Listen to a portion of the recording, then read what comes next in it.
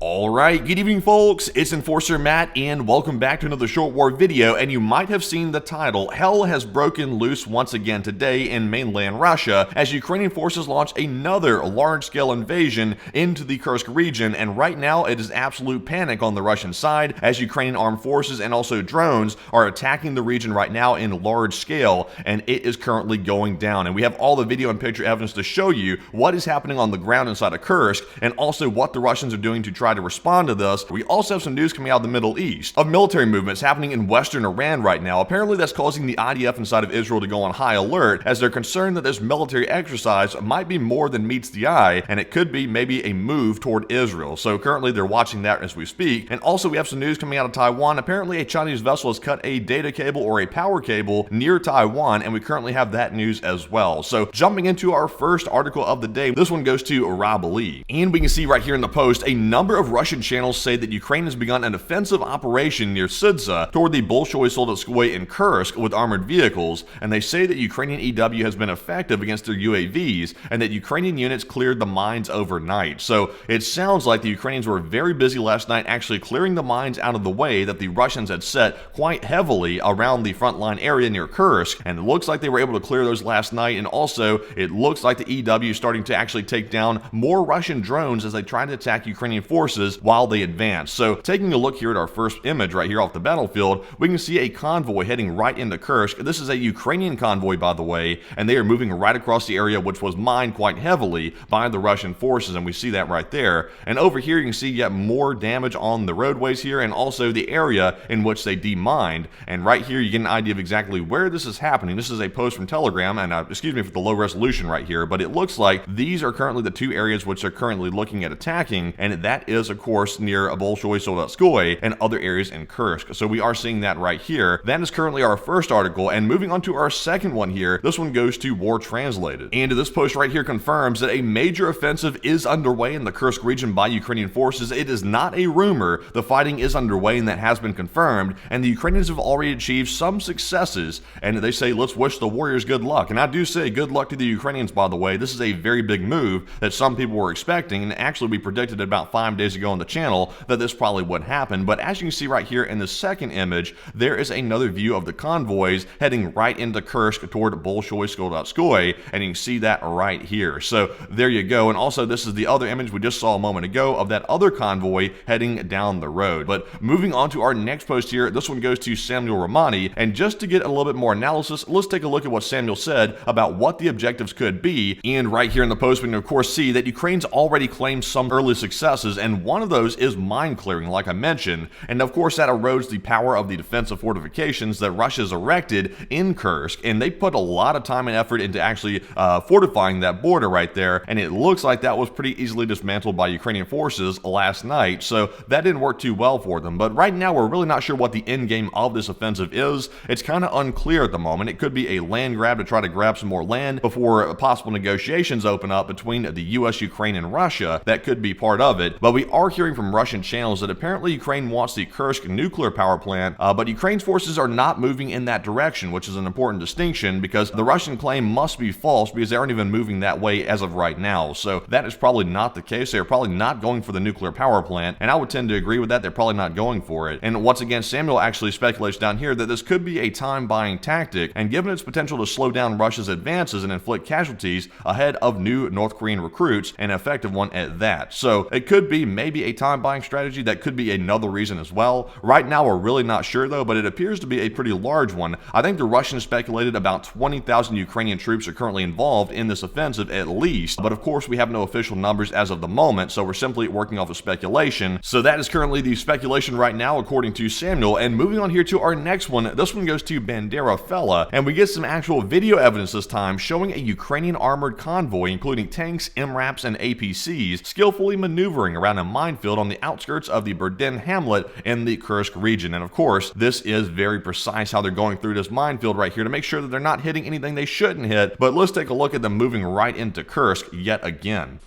So as we can see right here, here are the Ukrainians going right down their makeshift road right to the next area which they're trying to capture. And you can see right there, they are just moving their way along, slowly but surely that is, for caution of course, they got to watch out for mines, but they are moving through, and there they are on drone camera. This is apparently from the Russians of course, so they are moving through and there's more evidence of that. But moving on here to our next post, this one is going to go to Geo Insider. And not only is Ukraine moving through actually relatively quickly, we also see here that they are fielding electronic warfare to counter the Russian drones in Kursk even more effectively than before, and they're disrupting the control and navigation systems of the Russian UAV attack drones. So right now, the Russians are not only able to not defend their place, they're also not able to launch drone attacks on the equipment either, because it looks like the electronic warfare has been upped quite a bit by the Ukrainians. So let's take a look at these Russian drones trying to attack, but getting taken out of the sky before they can even hit their target. And right here, we got a little Russian bird trying to go right for this Ukrainian vehicle moving down the roadway, but as you're about to see in a minute, it looks like they got pretty good signal right now, but as they get closer, there's some static right there, and look, there went the signal completely out before it could even hit its target. So there is no way that drone right there is actually going to hit that vehicle. And just to show you more proof that it is indeed working, let's take a look at our second video of the electronic warfare in action. And look right here, we have another Russian bird that is trying to line up on a Ukrainian target, and there's the Ukrainian target going right down the way, but oh no, they've encountered some static again, and of course, they came and see where they're going right now, so that thing probably impacted in the field and nowhere near the vehicle. So once again, they are really upping the electronic warfare, and that is very good to see, because that actually inhibits the Russians from launching any type of drone attacks on the vehicles, which is going to inhibit their defense quite severely, especially now that the defensive measures such as mines have been wiped out of the way. So it's going really badly for the Russians right now, and as you can see, they are being rendered ineffective with their drones. But moving on here to our next post, this one goes to Max24. And while the Russian drones may not be working, the Ukrainian drones are working just fine, and as we can see, we actually got some video evidence here of some drone attacks in Kursk by the Ukrainian armed forces. They launched these last night, or actually really early this morning, and we did see the impacts and also damage today. So let's take a look at our first video and see what's happening inside of Kursk with these Ukrainian drone attacks. And there's the vicious sound of a lawnmower. And there's the vicious sound of a lawnmower having a slight backfire right there. It sounds like a backfire right in the middle of Kursk. Damn, that is a bad hit right there. That Cub Cadet went down hard. But we can also see in our second video here another video of the drone attack. So let's take a look. Oh, I hear something in the background here as well. Cub Cadet. And right now, all we could hear is that Cub Cadet. We couldn't actually hear the Cub Cadet impacting on the ground, but once again, the drones are coming in mass to Kursk. It looks like this is complementing Ukraine's ground invasion, and once again, Ukraine is following up with these drone attacks, and that is currently causing more panic as well amongst the Russian armed forces. So, not going good once again, but moving on here to our next post, this one goes to Osen Technical. And if you thought those drone attacks were bad that we just watched, we actually saw even more drone attacks by Ukraine reported across southern Russia overnight, and explosions have been seen in Rostov and Belgorod, and of course seen here a drone explodes over the Russian city of Taganrog. So it looks like they're all getting hit pretty recently here, and it looks like we have some more video evidence of Taganrog getting smashed by a drone. So let's take a look at this. Ukraine's launching an absolute blitz here with the drones, and let's take a peek.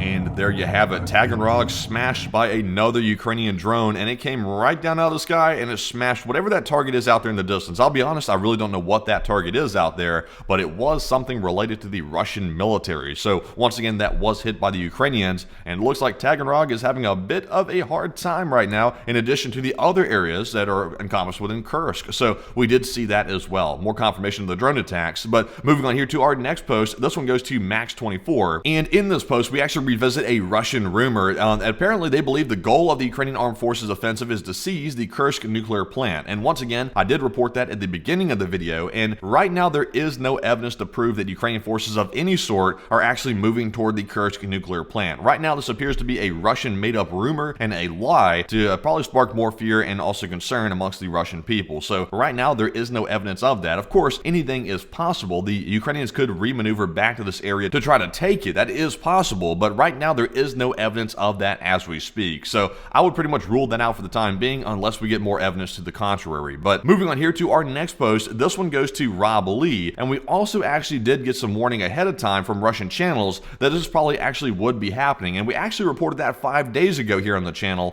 and if you saw our video 5 days ago, this invasion today would not be as big of a shock, even though the size of it is quite shocking. But it looks like we did get some warning ahead of time, and once again, some Russian channels did warn about 5 days ago of a Ukrainian buildup near Kursk and a potential offensive, and Romanov warned that Ukraine could strike before January the 7th, and it sounds like that pretty much came true. They did strike before January the 7th, and once again, the current number of troops which Russia estimates is currently involved in this invasion is about 20,000 Ukrainian servicemen, and they say they arrived from training in the West. So that is currently the Russian speculation on how many troops are involved in this, and that is all we know right now as to the troop numbers, is that speculation. And also one more thing before we move on from this post right here, we also got some news from Rob Lee from another Russian Telegram channel that apparently the Russians believe that Ukraine is currently attacking on 3 different vectors in the Leonidovo, as well as the Pushkarno and the Bolshoi Soldatskoy. And right now we have gotten a lot of confirmation about Bolshoi Soldatskoy, but the other two right now, they are currently, I believe that is probably the case, they're probably being attacked from those vectors, but right now we don't have enough confirmation on those to feel as confident in them. But we do know in the Bolshoi direction, it looks like there is indeed some type of action going on there, but we're going to need more confirmation on this. Right now this is all very preliminary, and we need some more evidence to actually narrow down which vectors are being attacked inside of the Kursk Oblast. So moving on here to our next post, this one goes to Inside Geopolitics. And as a result of this offensive here, it looks like Vladimir Putin is bringing out the quote-unquote big guns, and the Russian General Yunus, one of Vladimir Putin's favorite generals and deputy defense minister, arrived at 10 a.m. this morning to oversee the Russian forces' defense against a Ukrainian counteroffensive. So once again, he brought out his best general, which is probably the equivalent of the United States' worst general. I would say that this is not going to help them whatsoever, but it looks like Putin believes this guy is the most qualified to actually defend mainland Russia, and right now this will be Russia's biggest focus, is to make sure they can hold on to their own territory. And it looks like once again Zelensky has turned the tables on Russia, and they are now defending themselves. So right now we are seeing that guy being brought in to deal with the situation. But moving on to our next post here, this one goes to Null Reports, and not only is it going bad right here in the Kursk area of Russia, but we're also seeing that according to Russian sources, Ukrainian forces are actively bombing the Kinburn Spit in the last few days, and it's starting to turn quite ugly for the Russians near the Kinburn Spit. And the Russians said, quote unquote, in the last few days the enemy has been carrying out combined attacks on the group's units, performing combat missions on the Kinburn Spit, and on the evening of January 3rd and 4th in the southwest of the Spit,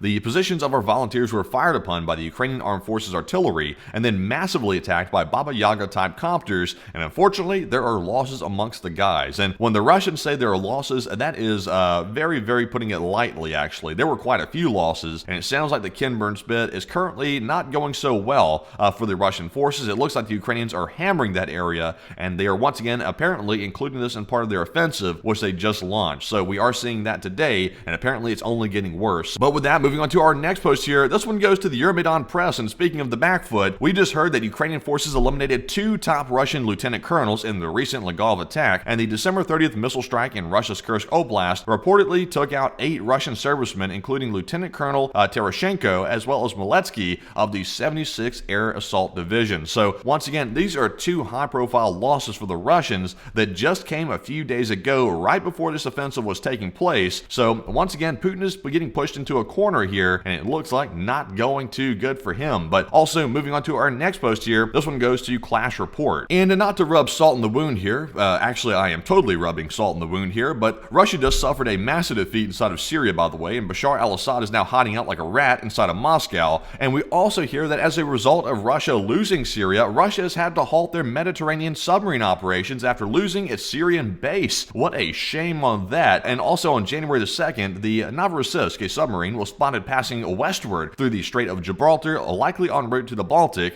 and monitored by the HMS Cutlass. So that submarine is under surveillance right now, and they are on the run, as this picture right here does show you. That is the sub right there, and it is on the run. And there you go. It had to leave because they lost Syria. So Russia is on the run pretty much everywhere right now today in the world, and it's not going good. Like I said, I can't even emphasize that enough. It's not going good for the Russians. That sort of speaks for itself. But moving on to our next post here, this one goes to Alexandro C4. So of course we know the Russians have to respond to this invasion somehow, and also all the embarrassments they're having around the world. And right now we're hearing that apparently Russia has banned flights over airspace of the ICBM launch sites from January the 13th to the 18th. So that is coming up right around the corner, about a week away or so, and it looks like probably around Kaspusten Yar, which is the ICBM launch site, it looks like that airspace has been shut down for those dates, which could indicate an imminent launch of another IRBM missile toward Ukraine. We have been told by Putin in the media that that would be something that Russia would be pursuing again in the future, and it sounds like it could be about time for Russia to actually whip that back out, and it looks like it could be happening. So that is currently also on the table as well as a possible response. But with that, folks, we are now moving on to our next article, and this one's going to go to Inside Geopolitics. And that is currently all the news we have coming out about the invasion of Kursk right now, and of course, it is a ton of news to cover. I've tried to condense it the best I could, but we also have some massive news coming out of the Middle East right now.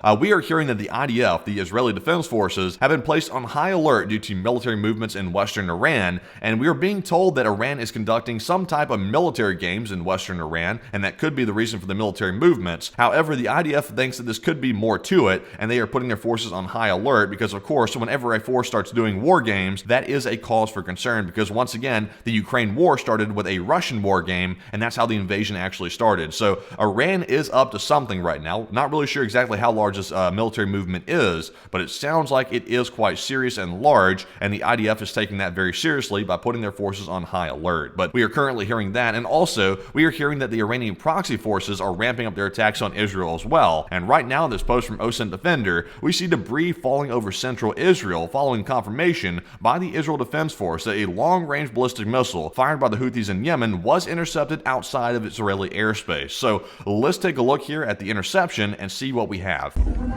All right, and as we can see right here in the video, there is the missile being intercepted, and it looks like there's already debris breaking up from it as it was intercepted by apparently some Israeli defense system, probably the Iron Dome, and there it is falling down to the ground. So there apparently was some damage from the debris, but the missile itself did not make it, but just more proof that the Houthis are ramping up their attacks, and of course they are Iranian-backed. They are ramping up their attacks on Israel as this military movement takes place inside of western Iran. So that is currently one thing we're seeing as well, indicating that things are ramping up. But also we have one more article to cover, and this one is going to go to Max 24. So let's switch gears for one last time here to cover one other large story coming out of Asia, and right now we see that Taiwan has asked South Korea for assistance investigating a Chinese-owned ship suspected of cutting a subsea cable off its northern coast on Friday, according to the Financial Times, and the cargo vessel was believed to have caused damage to a communications cable close to the port of Keelung on Taiwan's north coast on the morning of January the 3rd, which was about 2 days ago, and the ship apparently sails under Cameroon's flag, and Taiwan officials say it was owned by apparently some Hong Kong registered company, and that is according allegedly to the report we're seeing right here. So once again, we are hearing of a vessel cutting another cable, and this comes as cables are being cut all around the Baltics, and this is also now happening around Taiwan. So it sounds like maybe preparations of some sort are being taken here by these enemy forces to cut all kinds of cables around the world, probably some nefarious purpose. So, but we do hear that Taiwan is asking South Korea for some assistance, and of course, I'm not sure if South Korea is actually going to be able to answer that call because they're having problems of their own right now, but they might do it, and they might help Taiwan out. So we are hearing that as well. But with that, folks, that is actually our last piece of news for the day. So I hope you found today's video informative, and there's a ton of news to cover today. If we are able to run a live stream tonight, we will be covering all the remaining news coming out throughout the day because it is quite wild that we're seeing. But once again, smack the like button, subscribe to the channel if you already haven't, and also go down to the comments below and put an LSA and Slava Ukraine down there to support the defenders in Ukraine with their offensive into Kursk. So with that, folks, thank you all for watching, and also we'll see you hopefully all tonight, like I said, on the stream if the Enforcer is feeling well enough. And also,